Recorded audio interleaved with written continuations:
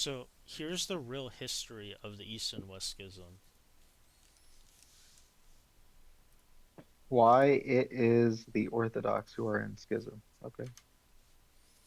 One second, I need to change the source. That's like Okay. that's like a poorly constructed YouTube title.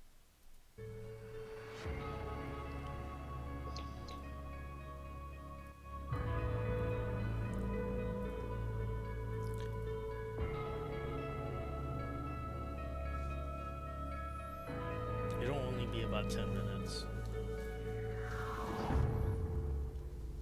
In the West, we have a tendency to see Christianity as Protestants and Catholics.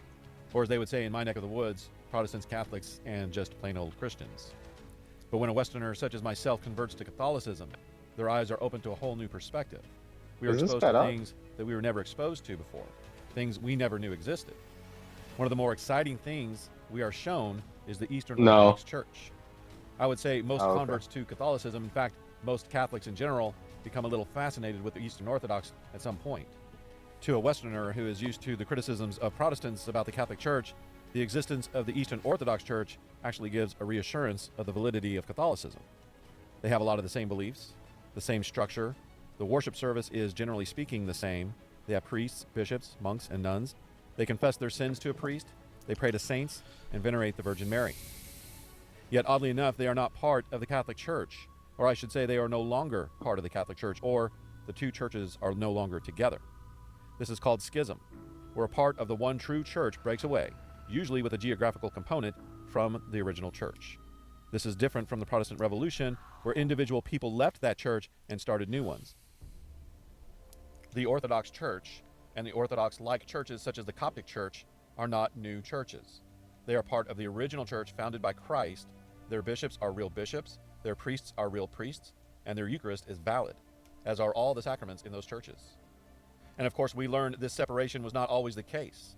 The Catholic Church and Orthodox Church have only been apart for less than 1,000 years, which means for the first millennium of Christianity's existence, we were all one big happy church. Well, one church anyway. So what happened? Why did the church split into two, the Orthodox in the East and the Roman Catholics in the West? Who's right? Who remains the original church while the other is guilty of schism? This is not an easy question to answer, but having looked into this question over several years, I believe the truth is the Roman Catholic Church remains the one true church, and it is the Eastern Orthodox that are in schism. And I'll tell you why I believe this. Now, I can spend a lot of time talking Why about did the he split of leave? the Roman Empire and collapse of the Western half, the Filioque, the Crusades, cultural differences, and we will touch on those. But the reality is, it all boils down to one issue: the authority of the Bishop of Rome, the Pope. Does the Pope have overall authority in the church, or doesn't he? Now, this is also at the core of the Protestant Reformation. In fact, all Christians worldwide who are separated from the Catholic Church are separated over this one issue. From the Protestants to Orthodox, even the Sedevacantists, it all boils down to a refusal to submit themselves to the Roman Pontiff. Now, I'm not going to spend a lot of time on this video proving that the Pope indeed has this authority. I have several videos on my channel where I lay that out. And I don't have to go there to show that it is the Orthodox who are in schism. There's one aspect of this issue that in my mind proves it. And no, it's not the mutual excommunications that happened in 1054. That's not where the definitive split happened. It's an arbitrary date that's convenient for historians, but we'll talk about that more a little bit later. But first, I want to do a little background. Now, I'm not going to do this part justice. There are a lot of factors involved, and I can't cover all of them in a 15-minute video. I've chosen a few points that I think are relevant, and I will give a brief summary. After Constantine united the empire and legalized Christianity, it split into two halves after his death, the Eastern and Western empires. The Western half fell roughly 200 years later, but the empire remained for another 1,000 years in the East. We call this the Byzantine Empire, but they didn't. Again, this is just a convenience for historians. As far as anyone in the empire was concerned, it was the Roman Empire, and the West recognized the emperor as the legitimate emperor of the Roman Empire, even paid him tribute. However, over the centuries, the two would grow apart culturally.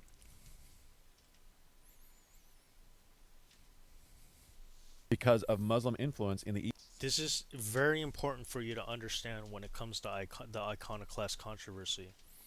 This had to do with whether or not the Orthodox faith includes veneration of icons. Okay? And listen very carefully to what happens here.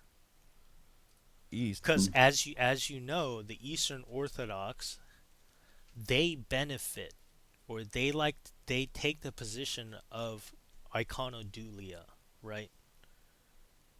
But they're not the ones who establish it. The emperor imposed a ban on religious imagery, statues, relics, and icons So of all kind. Because of Muslim influence in the East, the emperor imposed a ban on religious imagery. so at the time of the iconoclast controversy leading up to the um, the Seventh Ecumenical Council, the seat of imperial Rome moved from Rome to Constantinople. So the emperor himself of the Roman Empire was in Constantinople since the time of Justinian, right? Statues, relics, and icons of all kind. The emperor ordered the Pope and the West to comply. The Pope refused, saying that the emperor had no such authority. So the emperor himself was an iconoclast. Constantinople was iconoclast. Does this make sense, Supreme? Yeah. After this heresy was condemned at the Second Council of Nicaea in 787, the Pope crowned Charlemagne Holy Roman Emperor at the Christmas Mass in 800 AD, sending a message to the Byzantine Emperor, "You are not the Emperor of the West anymore, Charlemagne is, and I am over him." Do you see what happens here? The Eastern it's all political. The Yeah. Eastern Orthodox like to claim that, oh, well, Constantinople was made, right, equal to Rome, the Bishop of Rome. That may have been true politically speaking if one identifies the authority of the church by imperial jurisdiction.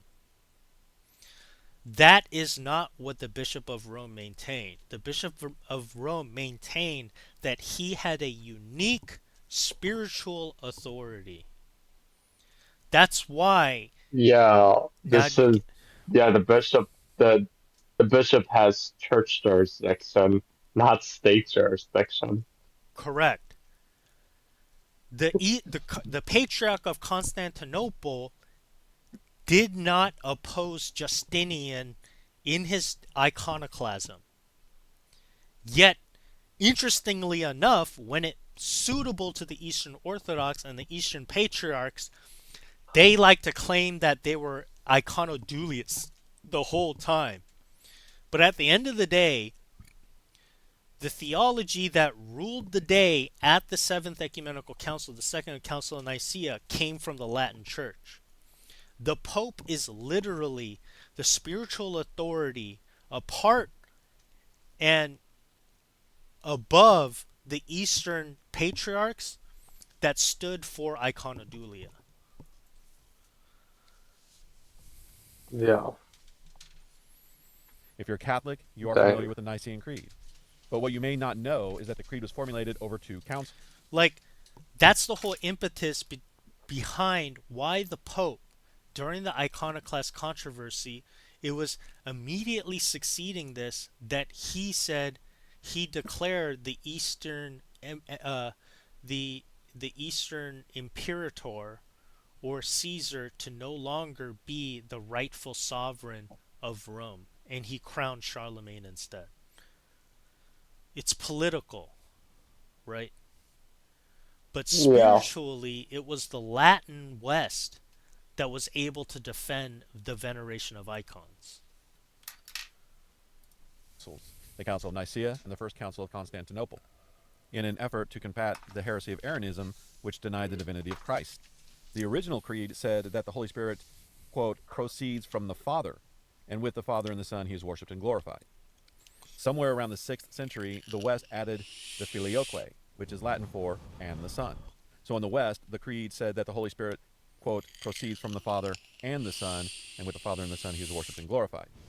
The East objected to this addition, not so much on theological grounds, but rather by what authority did they have to add to what a council had decreed. And the answer was the Pope's authority.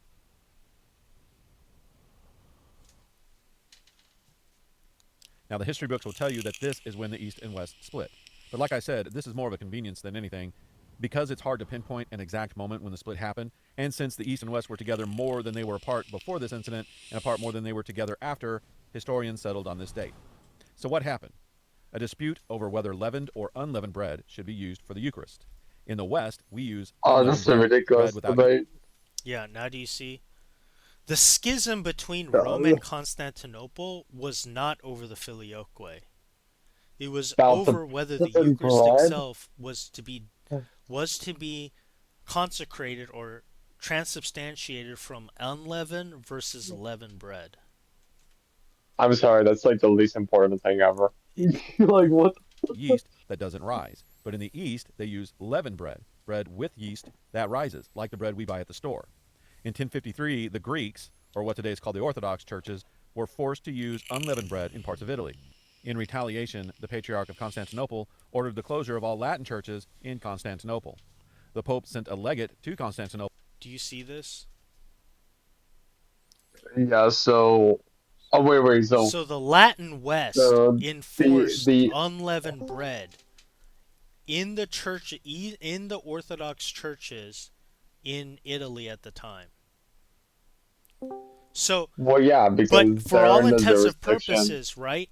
If the Eastern Orthodox want to even try to maintain that the Bishop of Rome only had jurisdiction over his provinces, then that would include the Well, Eastern Orthodox churches, right? yeah. So then, Well, yeah. right, The so Eastern then why Orthodox. would the Yeah. why would Constantinople take it as an offense against their teaching if the Latin Pope, if the Bishop of Rome has jurisdiction over his territory?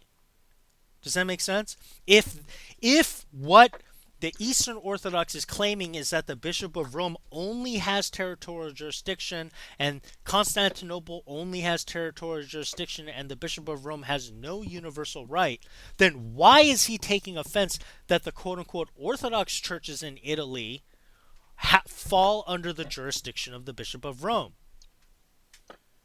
But he takes issue with it, and in retaliation, what he does is he closes all the Latin churches in Constantinople. To discuss and settle the matter, led by This Cardinal is Humbert. So crazy. After the legate that's arrived what Constantinople, this is Constantinople, what led to the Bishop of Rome sending legates to Constantinople to try to settle the issue. So it wasn't the double excommunication itself. The context by which the double excommunication happens is just as important. The Eastern Orthodox had no grounds to question from their perspective, if they're trying to maintain that the Bishop of Rome only had territorial jurisdiction, then why would they take offense to? Yeah. It's a pettiness. It's a petty tit for tat that the Patriarch of Well, Constantinople took issue with the Bishop of Rome. this is He's so crazy. This is so crazy. Like the Bishop of Rome for Italy, all the Orthodox Church says, okay, you don't use unleavened bread, and then he's like, well, you're overstepping your bounds, so I'm going to close all of your churches in my territory. right. It's a Like that reactionary. is It's reactionary rather than proactive. The Bishop of Rome and the yeah. Western Church, the Latin Church, has always maintained that the Pope has universal jurisdiction. So then, why is it even if the Eastern Orthodox only want to maintain that the Bishop of Rome only has jurisdiction according to his territory, then why would he reactionarily close down the Latin churches in the East? Does that make sense? Yeah. It's all fucking political. It's a it's a double standard. It's a double standard. ordered the closure of all Latin churches in Constantinople. The Pope There's a sent a lot of legate things to actually in Constantinople history to that discuss is and settle the matter, politics more led than by Cardinal religion. Humbert. After the And legate just arrived, and just to be clear, the Bishop of Rome didn't close down the quote unquote Orthodox churches. All he said was he mandated that they use unleavened bread rather than leavened bread. And as a response, the Patriarch of Constantinople univocally just canceled or closed all the Latin churches. So who was the more extreme? Anyways, I'll let this play. The Bishop of Constantinople Yeah, the kept them waiting and would not see them. Finally, after being ignored for several days, Cardinal Humbert slammed a bull of excommunication on the altar of the Basilica of Hagia Sophia, where the Patriarch of Constantinople was celebrating the Easter Vigil. The Patriarch, in return, issued a counter excommunication.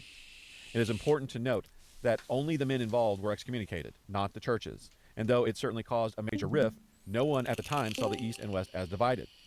If this event is what separated the East from the West, then why didn't the lifting of these excommunications by Pope Paul VI and the Ecumenical Patriarch in 1967 reunify the churches? Give us a moment. Eager to stop Muslim expansion and heal the growing rifts between East and West, Pope Urban II launched the Crusades.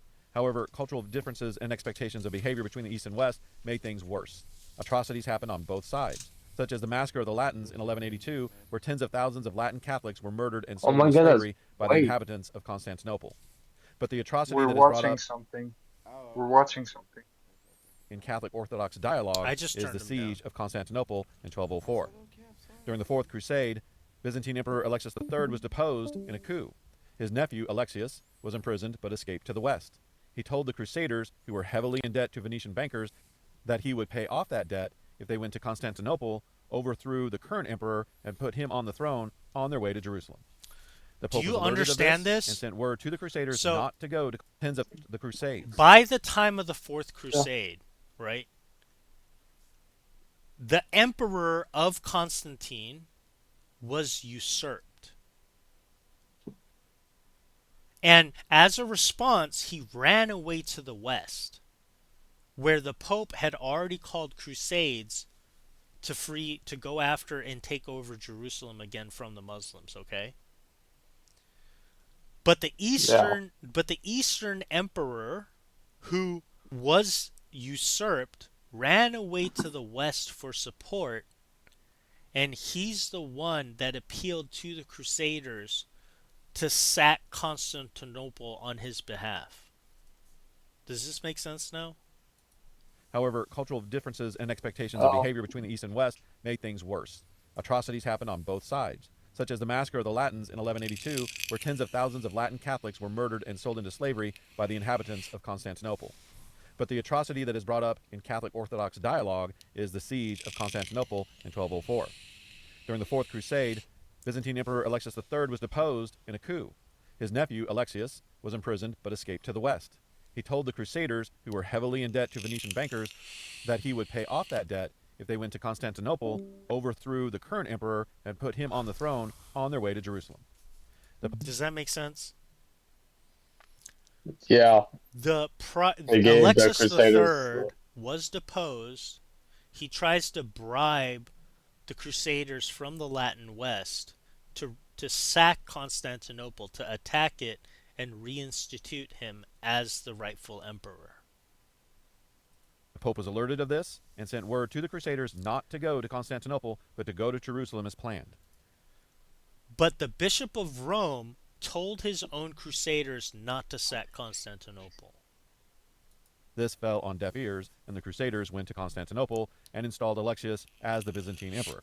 However, So eventually Alexius III was reinstated after the sacking of Constantinople by the Western Crusaders. He was in fact reinstated. Does that make sense? So, but here's the thing. Here's the other thing. the coffers were not able to pay the debt. The Crusaders waited for Alexius to come up with something, but another coup deposed and killed Alexius, and the new emperor refused to pay the Crusaders and told them to leave. Does this make sense now? Yeah. So, But the Crusaders disobeyed the Pope during the Fourth Crusade. They listened to Alexius. Alexius dies through another coup. The new emperor doesn't pay off or refuses to pay the Crusaders, who had already disobeyed the Pope. Granted, okay? But this is the reason why the Crusaders At which point sacked they laid siege for 3 days on Constantinople, looting, pillaging, and killing an estimated 2,000 people. The Crusaders divided up most of the empire amongst themselves, although Constantinople was recaptured by the Byzantines and the empire re-established in 1261, but the restored empire never reclaimed its territorial size or economic strength and was therefore much weaker. Why is this such an issue with the Orthodox? Well, you see, what the Catholic Church is always accused of by Protestants, that it's tied to the Roman Empire, that the emperor runs the church, appoints bishops, and tells the Pope what to do, is actually not true for the Roman Catholic Church, but it is true for the Eastern Orthodox Church. The Roman or Byzantine Empire was intimately tied with the Orthodox Church, and the Orthodox believed that the siege of Constantinople helped bring about its demise. And that's probably true. So they see the Catholic Church as being partially responsible for the collapse of the empire. And while this is tragic, it has nothing to do with the Catholic Church. The Pope ordered the Crusaders not to go to Constantinople, and the Crusaders disobeyed. So this is like the same thing as the Two ecumenical Third councils were Crusades. held in an effort to reunify the East and the West. The Second Council of Lyon in 1272 and the Council of Florence in 1439. In both cases, the East gave in to the demands of the West, agreeing to, for instance, the addition of the Filioque, or and the Son, to the Nicene Creed, and papal supremacy. Of course, they did not discuss papal infallibility. That wouldn't come up for another 400 years. But the East agreed to a very real, not just ceremonial authority of the Pope over the entire church. At Florence, they agreed to purgatory, and everyone signed the documents except for one Eastern bishop. In the case of both councils, the East would later revoke their agreements, the final being after Florence. This is the definitive break between East and West. It is these councils that convinced me that it is in fact the East that are in schism. Why? Because this is how the one true church established by Christ himself settles theological disputes, by holding a council in agreement with the successor of Peter, and the Holy Spirit guides that council to the truth. We see this in Scripture in Acts chapter 15 with the Council of Jerusalem. And those who do not accept That's the council are no longer part of the crazy. church. It happened with the Sorry, what's that, Supreme?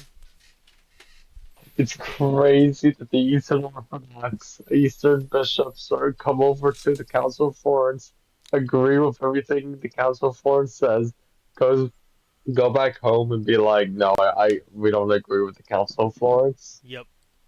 So that's the thing, and the Council of Florence was an infallible council. So they're the first ones that deny the infallibility of a council. Now do you see? Yeah. So it's all gaslighting when Eastern Orthodox try to talk about how the Pope isn't following the council. It's the Eastern Orthodox that schism from us. Right. Judaizers at the Council of Jerusalem, the Arians at Nicaea, the Coptic Church at Chalcedon. Why should it be any different here? And we have not one but two councils that were called to settle the disputes, and they agreed with the West. I'm sorry, but councils are no takebacks. At the Council of Florence, all the major players on the eastern side were there. The Byzantine Emperor John VIII attended in person, together with the Patriarch of Constantinople and a large delegate from the Byzantine Church, as well as representatives from all the Orthodox churches. And again, they agreed to purgatory, adding the Filioque, or and the Son, to the Nicene Creed, and papal supremacy in a very real sense, not just ceremonial. And this has been admitted by several Orthodox bishops. Now, the Orthodox have some interesting excuses as to why they revoked their agreement. The West forced their hand, for one, which there's no evidence of. All have to agree, and since there was one holdout, it voids the whole thing, which is not how any of the councils have ever worked. Every council had those who disagreed, including the 7 councils that the Orthodox recognize. Some say when they got back home, the people objected to the agreement, so they had to revoke it. Well, I'm sorry, but that's not how this works. The church leaders decide, not the laity. But the most likely reason is that not long after the Council of Florence, the Byzantine Empire was conquered by the Ottoman Empire, and they forced them to revoke the council. The Sultan deposed the then current Patriarch of Constantinople and installed his own, who forced the others to revoke their agreement with the council, causing the East to leave the one true church. Of course, in a spiritual sense, all baptized Christians are in the church and members of the bodies of Christ. And the Orthodox have valid sacraments, so they're closer than the Protestants, so I'm not making a comment on anyone's individual salvation. But we agree. Christ established one visible church, and that church has to be one. It is in this sense I'm talking about, and in my mind the councils of Second Lyon and Florence prove that the one church established by Christ is the Roman Catholic Church and not the Orthodox Church. Until my next video, God bless. What amazing. So that's the real history, right? It's not just one incident where they literally contradict themselves against the Roman papacy. It's multiple times. It's a form It's an informal fallacy, not a formal fallacy. It's an informal fallacy of shifting the burden. Once you Right. shift the burden, everything else that follows as a way of interpreting history is nothing more. How do they say like we forced their hand? They could have like they could have just all been like, no, let's have this council on pause. Like, couldn't they pause the council? But no, they went through with it.